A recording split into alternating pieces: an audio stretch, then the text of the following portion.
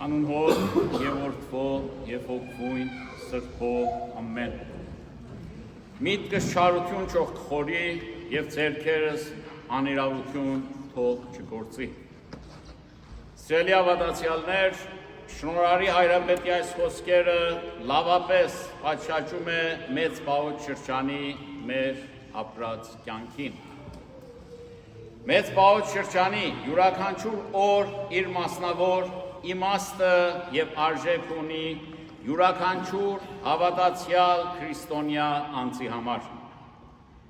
Ինչ է մեծ պահքը կամ պահեցողությունը։ Մարդու ստեղծագործության ժամանակվանից հաստատված այս կանոնը հավատացյալի համար հիանալի շրջան է խորհելու և մտածելու իրենց մարմնի և հոգի արժեքների վրա։ Պահեցողությունը առիթ է մեր թերությունները սրբագրելու և այս իսկ պատճառով է, որ երբ Աստված ստեղծեց մարդը հանձնարարեց, որ չճաշակի փորձության ծառի պտուղը։ Եթե Ադամ և Եվան հարգեին Աստծու տված պատվիրանը, վստահ մեղքից հեռու կյանք պիտի ապրեին։ Ինչպես որ մենք ականատես ենք եղել պատմության մեջ, որ մարդիկ պահեցողությամբ փրկվել են փորձանքներից։ Ականատես եղանք, թե ինչպես Մովսես մարգարե 40 օր պահեցողությունից հետո էր, որ ստացավ 10 պատվիրանները։ Մեր Տերը իր մեծ գործը սկսելուց առաջ 40 օր ծոմապահության շրջան անցկացրեց, օրինակ դառնալով յուրաքանչյուրիս։ Մեր Տիրոջ խոսքն է, որ եթե ծոմ եք պահում, կեղծավորների նման տրտմերես մի լինեք, ցույց տալու համար, որ ծոմ եք, այլվա երեսդ և օծե գլուխդ։ Սիրելի ավատացյալներ, պահքը միայն յուղոտ կամ մսոտ կերակուրներ ուտել կամ չուտել չի, այլ հեռու մնալ է մեղքից, պահք է սակավախոսությունը, անտեղի չխոսելը, չարախոսություն չանելը և այլ ուրիշ գործեր, որոնք մեր հոգին պիտի դարձնեն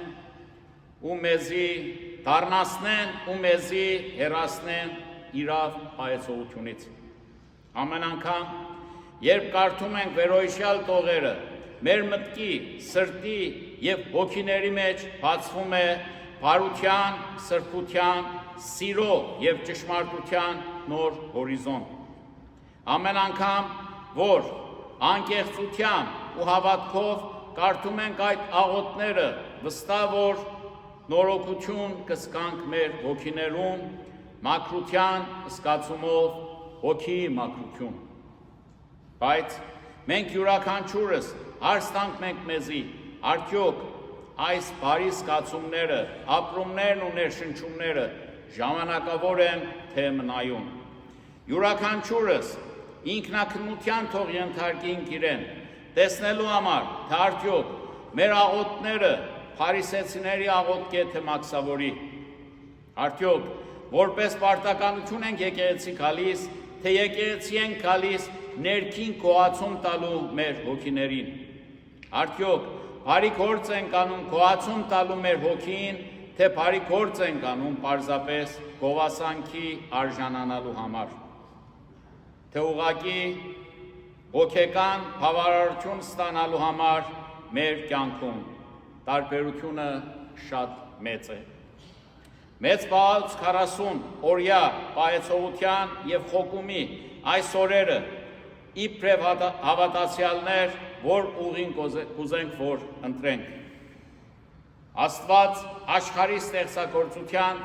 առաջին օրվանից միշտ ազատություն է տվել իր ստեղծած մարդուն, որպեսզի ընտրի իր ուղին, բայց որպես ենթահող բարիք է պարգևել մարդուս։ Մենք ենք, որ Աստծու բոլոր այս պատվիրանները կթողնենք և կհեռանանք Աստծուց, երես դարձնելով նրանից։ Աստծուց հեռանալը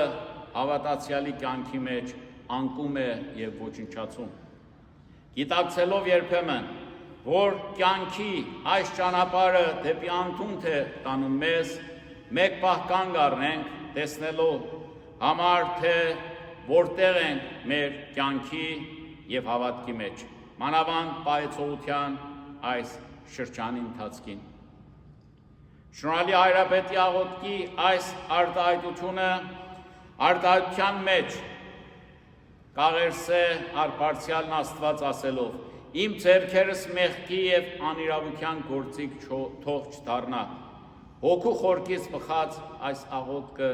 մենք ևս կարտասանենք։ Մեզ մեղավորիս համար այս